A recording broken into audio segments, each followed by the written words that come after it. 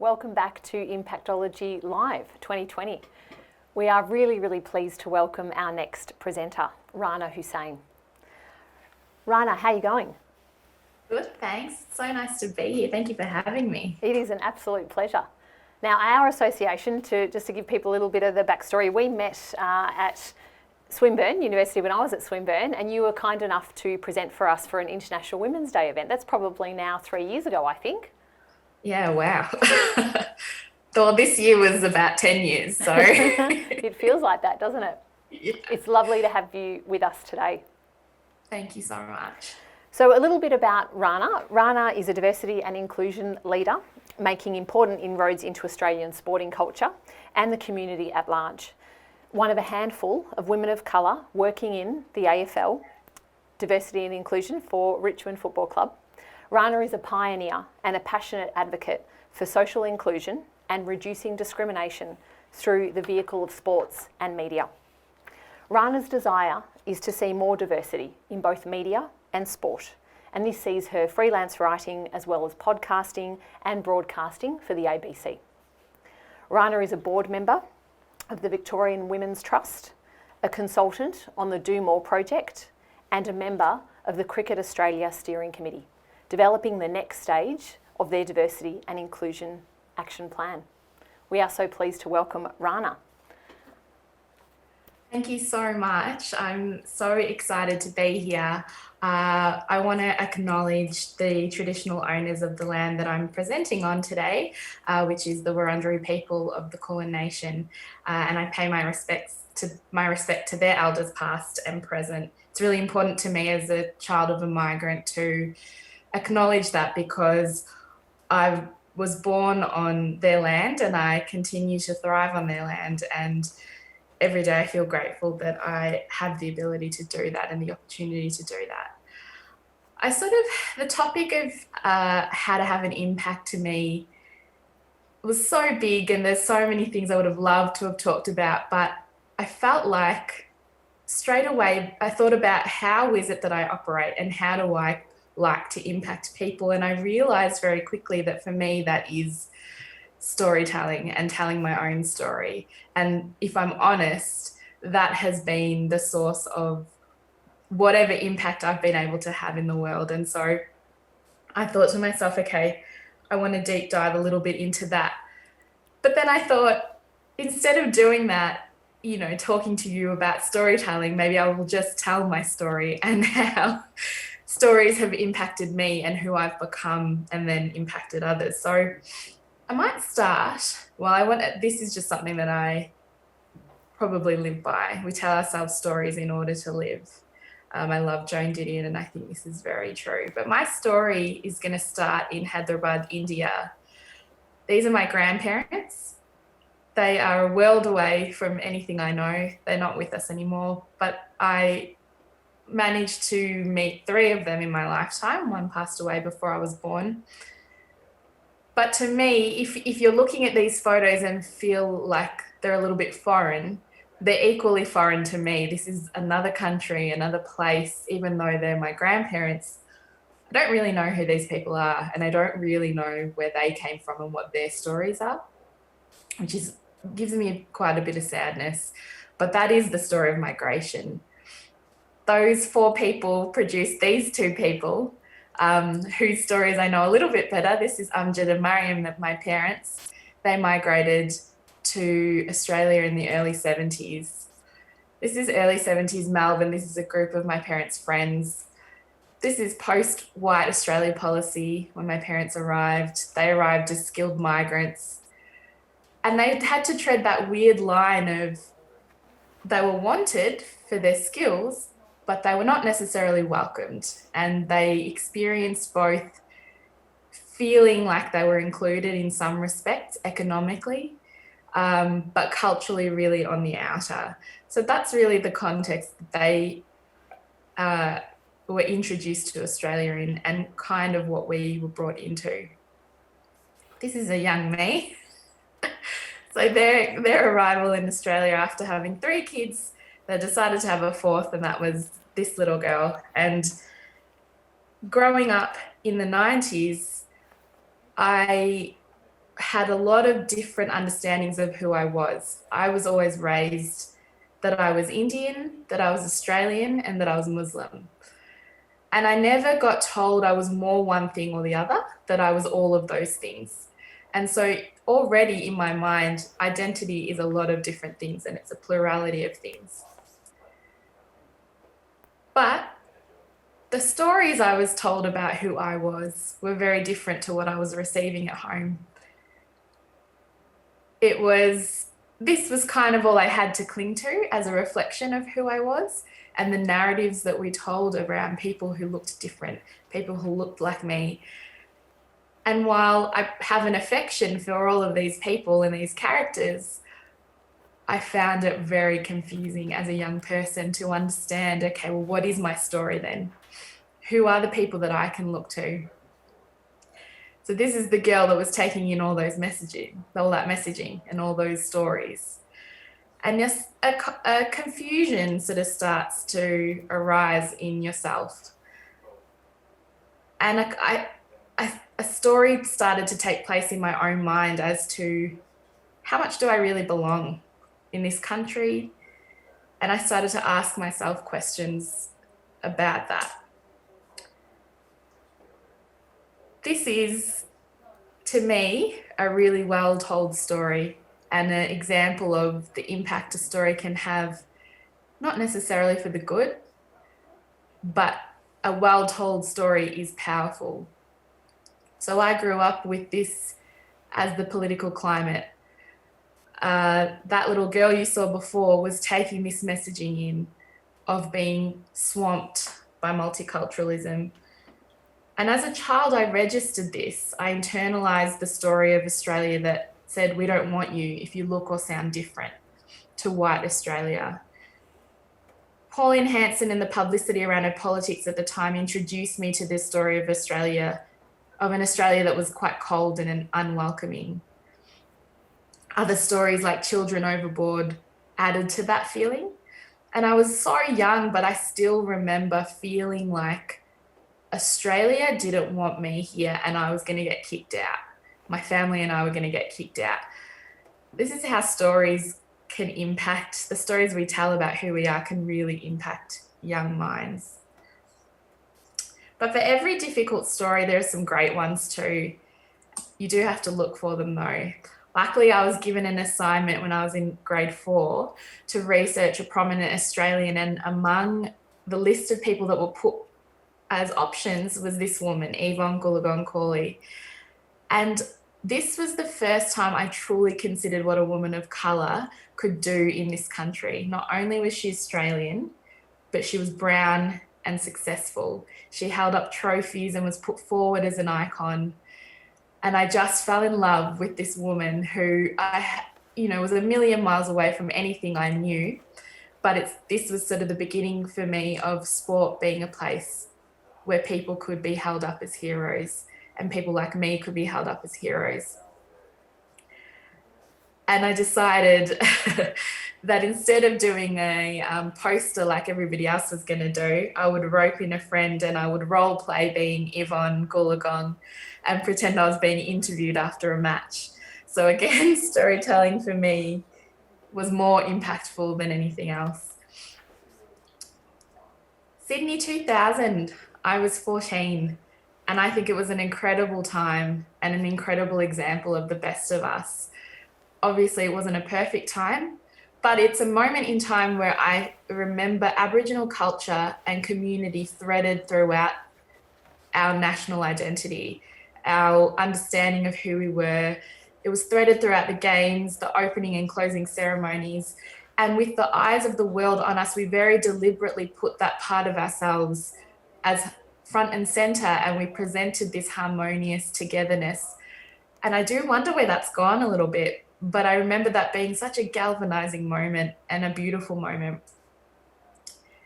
Similarly, it was a story that really worked for us.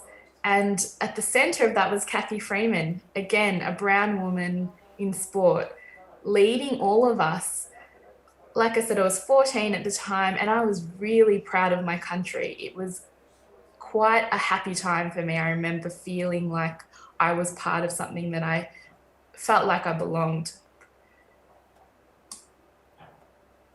Another big story for everyone, for all of us. This was a year later, and I remember being dropped off to school on the morning of 9/11, and my father saying to me before I stepped out of the car, "It might be difficult for you today. Things are going to be different for us for a while. Don't take it too personally. People might be on edge." In his wisdom and his experiences, he knew that day that something had shifted for us. And this was a point in my life where a new story emerged, and one that was probably brewing globally, but it was now on my doorstep. And it was this. People like, just suddenly, what felt to me like overnight, people like me and my family were part of a complex tapestry that was the Australian identity, and suddenly we became outliers. It's the first time I thought, do people see me as dangerous? Do people think that I shouldn't be here? And this story took a life of its own, and it became the story for a long time. And it suddenly changed. I came of age in this period, and it really stayed with me, and something that I continue to battle as to what is my place in this country, and do I really belong? I tell myself yes, and I know intellectually yes, but time and time again, things come up. I'll never forget Pauline Hanson said something about Islam being a religion that needed to be vaccinated against. And I walked into my workplace as an adult and saw that on the front cover of the news. And I thought, God, is this what everybody else is thinking about me? And that's what it does. It just creates that unrest.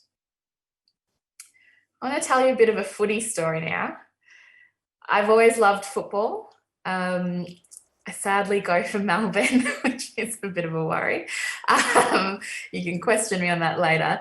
I always have been going to the football since I was a teenager, have loved it, and wanted it to be the best it can be. But football didn't always tell my story. Football told us that this is who we are for a long time. And I found that really frustrating. I loved this game, but I didn't see myself anywhere in it. We got a little bit better, but it still made me ask, well, who are the people in charge of telling our stories? And then this guy comes along, Bashir Hooli, the first devout Muslim to play the game, and suddenly I see myself in it. I ponder the possibility that I could have a place in the game. Probably not playing it, because that would be bad for everybody, but certainly, wanting to be part of the industry. But again, things like this happen, and I don't see people telling the stories appropriately, handling them appropriately, giving the context they deserve. And it frustrates me to the point where I give up my job and I go and work for a footy club, because I loved that game so much and I hated it. I hated it being exclusive or seeming racist or sexist. And I thought, if I can't just sit on the sidelines and whinge about this, I have to get in there. And what I realized very quickly was the impact that I had was being there and telling people who I was, telling them about my journey, telling them about the impact of various experiences, telling them what football means to me. There were times where I told myself a story that probably wasn't authentic, trying to fit in to an identity that maybe wasn't mine, trying to fit in too much, losing some of myself. But I learned over time that if I told my story authentically, and I think when we tell the right stories and tell our stories authentically, we succeed and we thrive. And that's the story of Richmond in 2017, a group of guys who were really mismatched on the field, coming together, connecting, telling their authentic stories to achieve something really great. I feel like now that's a place I belong because I can be myself. I don't have to change who I am. I can tell my story and still be part of what we're trying to do at Richmond. Just a little about stories, and this is stuff we all know, but just something worth considering, that stories build the connection. They can have something for everyone. It can hit every demographic. They stick with you. They stick with you beyond statistics, beyond theory, and they're culturally enduring. I come from a faith tradition that it has an oral tradition of talent passing down stories, and it's certainly something that our First Nations cultures identify with. But the questions I ask myself a lot over my lifespan are, what are the impact of the stories we tell ourselves? Who tells our stories? And who plays a role in the stories we tell? Are people left out? Do people feel like they belong? Are they represented in the stories we tell about who we are as a country, or as an organisation, or as a family? It's really important because that is the mirror we hold up to who we are. And are we okay with who's telling our stories? Margaret Atwood says, you're never going to kill storytelling because it's built in the human plan. We come with it.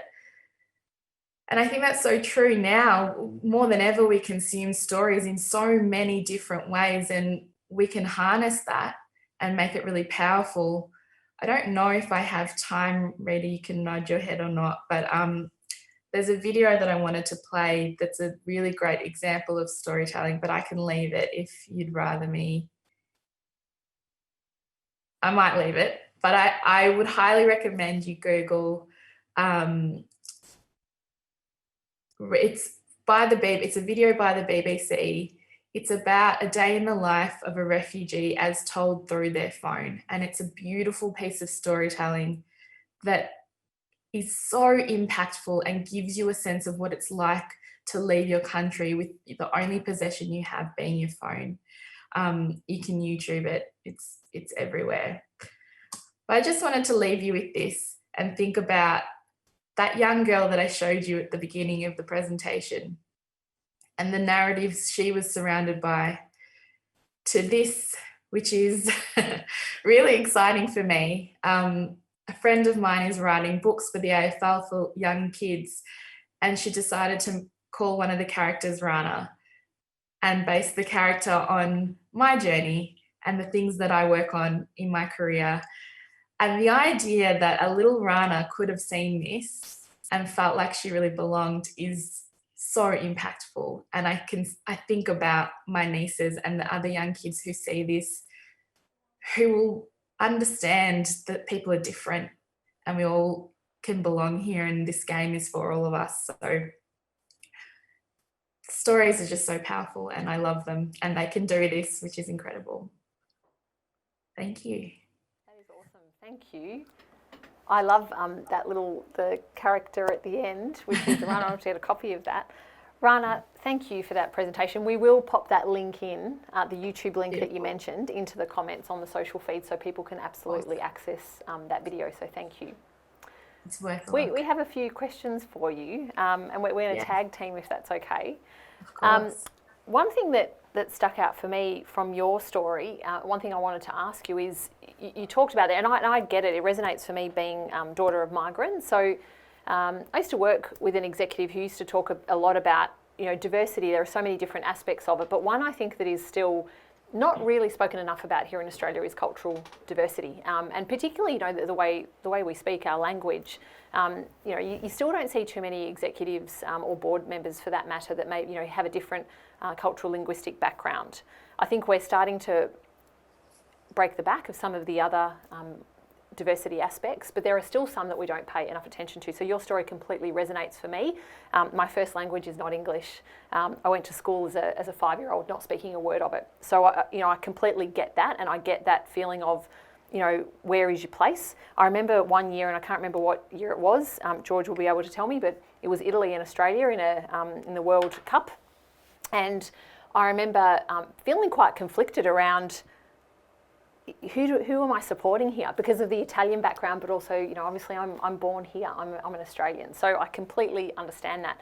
I'd love to ask you though now, where do you feel that your place is now? You talked about in your story, not understanding that or not having something that felt like a place growing up. Where do you feel that your place is now? I honestly, and this is very recent for me, feel like my place and probably more my purpose now is to be a bridge between communities and cultures, because I have that ability to understand what it's like on both sides, and I've had that experience. So I very much see myself as an Australian. It's a no-brainer for me. But what Australian means to me is quite different, that it's a plurality of cultures for a lot of people. And actually for all of us, we've all come from somewhere else, or we are First Nations. So we are not one identity, and that is what it is to be Australian to me. So for me, it's being that bridge for people.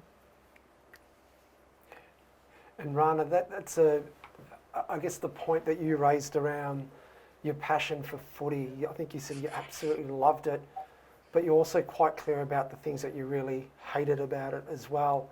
What really jumped out for me is your ability to say, I'm not going to stay in the shadows, I'm actually going to do something about that. With the launch of the AFLW, what changes have you seen women in sport, and more specifically your experience with the Richmond Footy Club as well, given their success on and off the field? Can you share with us some stories and insights around some of that positive change that we've all hoped for? Women's footy has really changed the landscape entirely, in that suddenly we have different types of women in and around footy clubs. There were a lot of women at football clubs, but elite athletes who come from all different backgrounds, there to train and to be the best they can be, has really shifted a conversation around gender equity. And what AFLW has brought with it, baked into AFLW, is inclusivity. So AFLW, the history of women's football is coming off the back of queer women's football, basically. Women who wanted a safe space to be themselves and found it in playing footy. And that's where women playing football kind of grew from. So it's baked into the concept, really. And so it's forced a lot of people's hand in terms of understanding what inclusion can look like, and that football isn't just male and white and old school. I know that that's a really crass way of saying it, but it's really hard to say it any other way. I think it's really just forced everybody to deal with the concept of equity.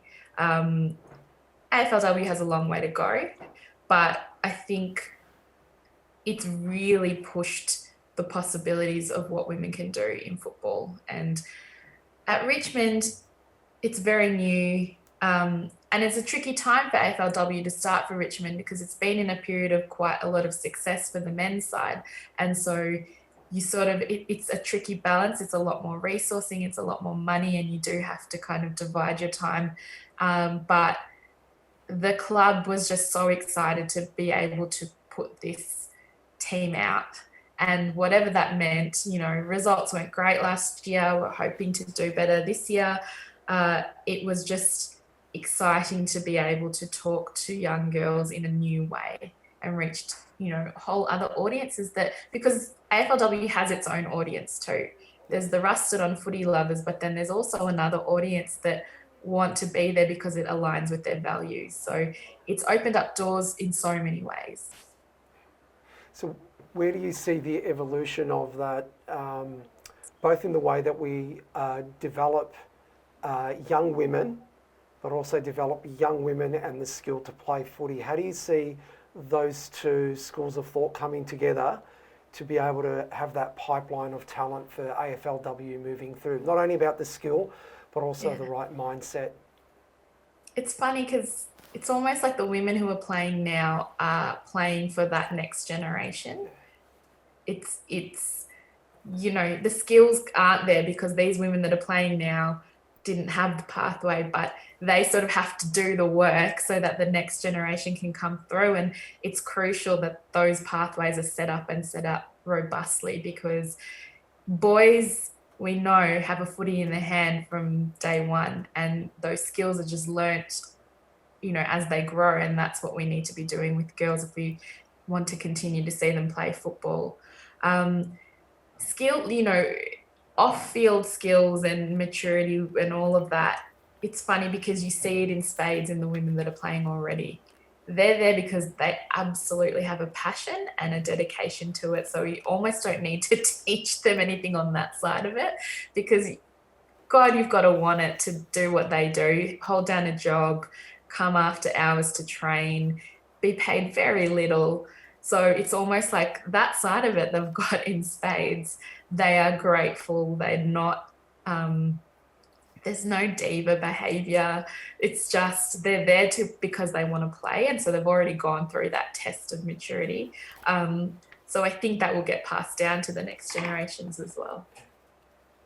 And Rana, if I can cross borders and oceans and just ask you about your views of the Black Lives Matter in the US and how you see that's playing out, and I guess from your own personal experiences, from a distance, what are you seeing in the way that that's playing out? It's a tricky one, because at the surface, I really relate to it and I feel for the people over there. It's such a complex issue. Wealth inequality in America is such a big issue that I think a lot of this is about as well. And I'm no expert on any of this, so I can only speak as someone halfway across the world looking at it. And it makes me really sad, to be honest, to see so much anger and frustration, and that we've arrived at this point where whole communities feel like the only way they can be heard is to take to the streets, and then to see that taken up with violence as well on both sides. It's terrifying, frankly. I think for me, being here, it just makes me think, okay, well, what are we doing?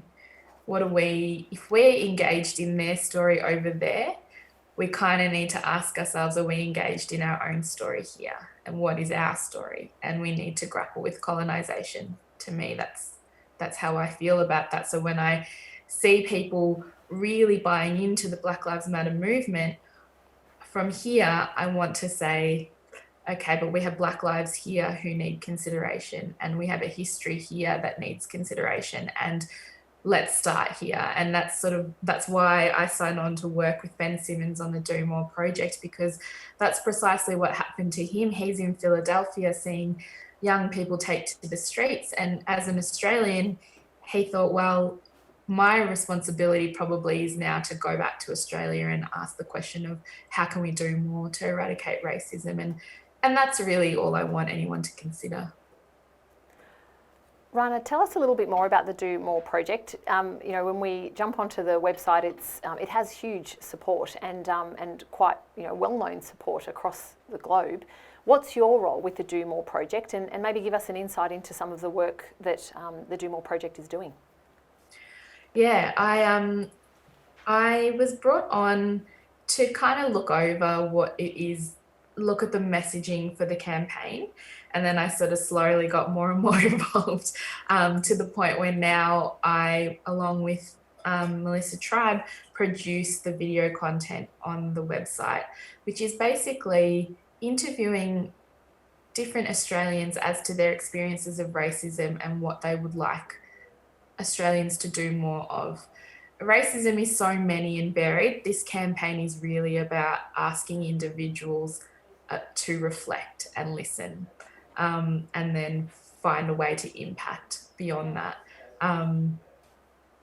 So it really was about sharing stories. Again, I gravitate to that because you're more likely to engage and connect with someone telling you their story and asking you, maybe step up the next time you hear something racist or challenge a stereotype that you hear play out. So we talk to different Australians, we curate resources, we bring resources from other people and amplify them. We're really more about amplifying other people's voices. But now it's sort of growing arms and legs, and we are starting to work with organisations are reaching out to us to gain insights and really collaborate on how they can do better. And, you know, one example of that is the Venue Management Australia, where they want to talk about, well, how as venues and stadiums can we make sure we're really clear that we don't want to hear or see any kind of racism. So it's sort of going anywhere and everywhere at the moment. Rana, as a child growing up in Australia, I remember covering a little bit about our Indigenous background. Certainly now that I'm a parent, I think we really underdo it in our schools. That's my personal opinion. What's your view on that? From what you've seen, maybe family members that are that have children at primary or secondary school age, what could we do in terms of incorporating more of it into our curriculum and just teaching that next generation, our kids, truly the history of this country? Yeah, it's got to be, again, baked into how we understand who we are. And so it almost could be turn up in so many different places. I think it's gotten a lot better from what I can tell. But the problem is, again, it's very much left up to the classroom teacher to interpret and feed what they think and what they can understand, and that doesn't feel good enough because the messaging then is not necessarily very clear. And I would just love to see a more integrated approach and more for First Nations voices having an input into that curriculum, and as much as we can, I know it's not easy, having something consistent that we understand as a narrative. But it's very tricky. But I do know that, a lot of people are working on it. But growing up, the Australia that I did get a bit of Aboriginal studies growing up. And I think I was very lucky when I talked to my peers who got very little.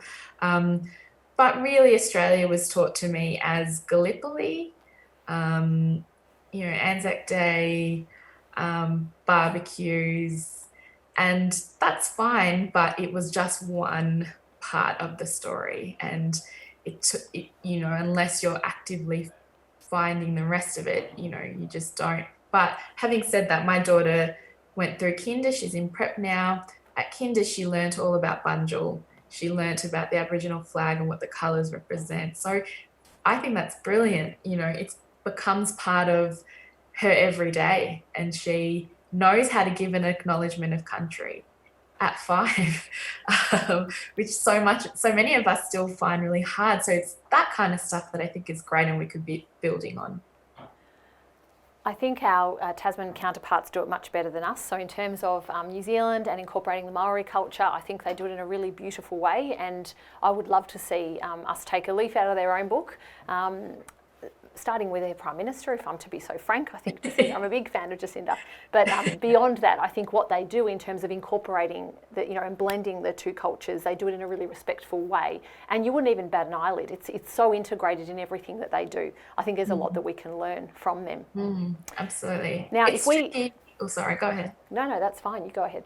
I was just going to say, it's so complex, and that our First Nations communities are so diverse that it is always going to be a process of how do we manage all those identities. But I think the quicker we as a country learn that we are a plurality of identities, the quicker we can move forward, that one Australian identity is going to look very different. It's that acceptance of that too, I think, and it goes back to what you were saying earlier around we're multifaceted as individuals, and particularly those of us that do have perhaps migrant parents, or we've all come from somewhere at the end of the day if we're here on this land. One thing I do want to ask you is role models. So I've mentioned obviously that New Zealand connection, and perhaps they could be some role models for us insofar as our curriculum and education goes and integrating cultures. Who are your role models, Rana? Um, for a long time, Oprah, which is really daggy to say, but I really, again, growing up, it was like her, Michael Jordan, really were the only people that I saw that were like, oh, they're successful and they're doing it despite what I thought was, a hard environment. So, um,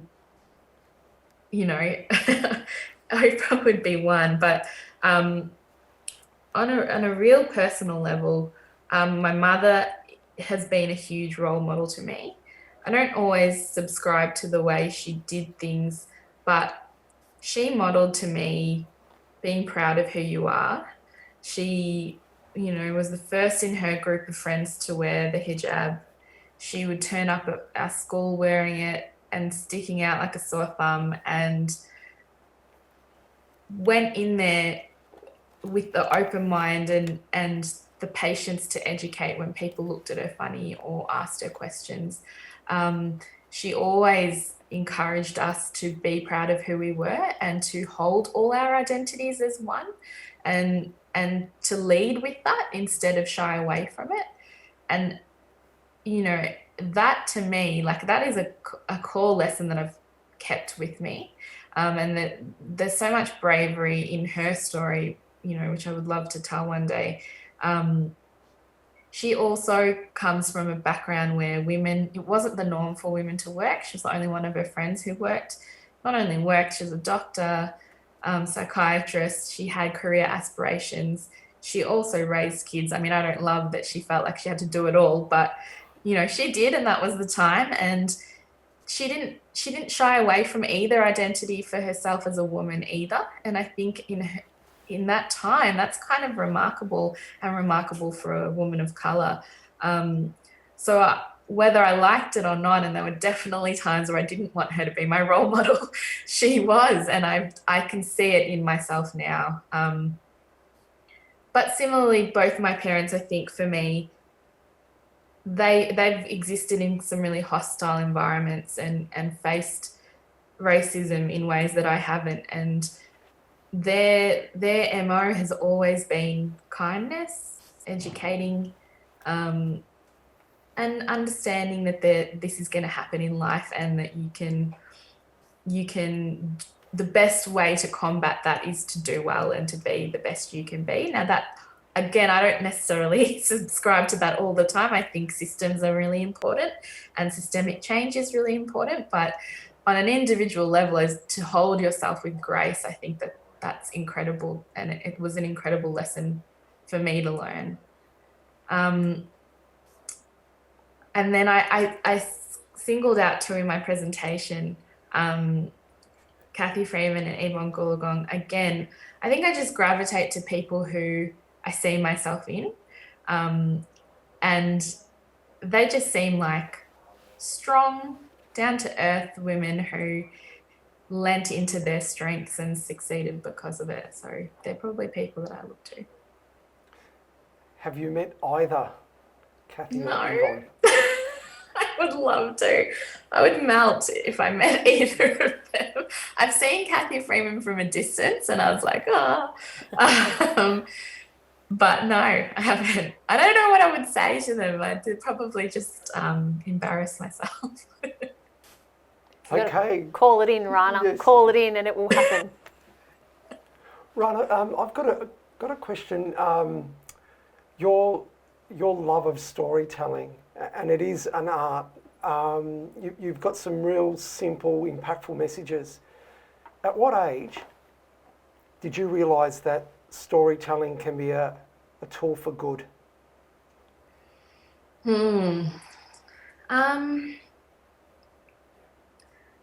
I loved storytelling from a young age. So I don't even know, like, it's always been my thing.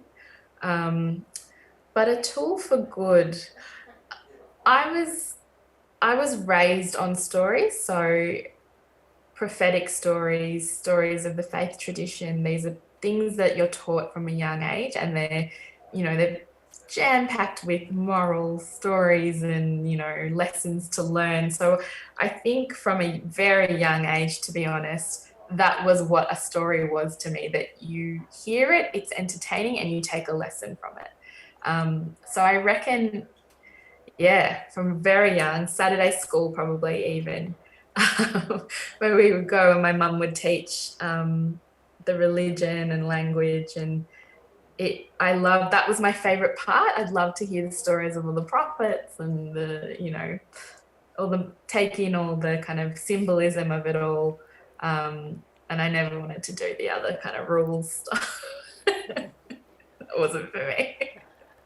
Well, Rana, I was, as a son of migrants, I was raised with Greek proverbs. So anytime I did something wrong, there was a Greek proverb being thrown across the room at me. So I know what you're talking about in terms of the storytelling. We've got a little couple of fun questions to end our chat, Rana. Are you up for it? Absolutely. Okay. Let's do it. So just imagine for a moment you are on a video call with your 18-year-old self. What advice would you provide young Rana? 18 was a really choppy time for me too, so I would probably be saying to her, put aside what you think you should do and think about what it is you want to do. Don't worry about what everybody else, the world and your family tell you life is about and life should look like. What is it that you think you want to do, really, and go for that hammer and tong. That's what I would say. Wonderful advice. And now we've got the word association. So I will share some words, and the first word that comes into your mind. Okay. Richmond Footy Club. Premiership. Sorry to do this. Melbourne Footy Club. I think I actually thought love, which is weird. That's okay. That's the first word that came to my mind. We'll take that. Podcasts. Out of sanctum. Remote schooling. Oh, hell. Okay, that's a word. Al's a word. No, hell. I said hell. Oh, hell. Hell is the word. Okay, diversity. I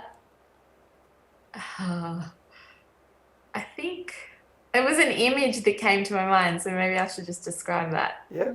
Just the globe, everybody in a room. Lovely. 2020. Insightful. And 2021. Hopeful. Wonderful. Well, Rana, thank you so much for making the time today. I've really enjoyed hearing your story and the impact, I guess, your upbringing has made on you today, and the way that you're delivering value and honesty back into the community. We really appreciate your time, and we look forward to chatting with you again soon. Thank you so much. Thanks so much, for Rana. having me. Take care. See ya. Wonderful. We've got, so that was the wonderful Rana Hussain. We have got 15 minutes now, so get yourself a cuppa, stretch the legs. In 15 minutes, 1 p.m. Australian Eastern Standard Time, we have got Justin Robinson. We'll see you soon.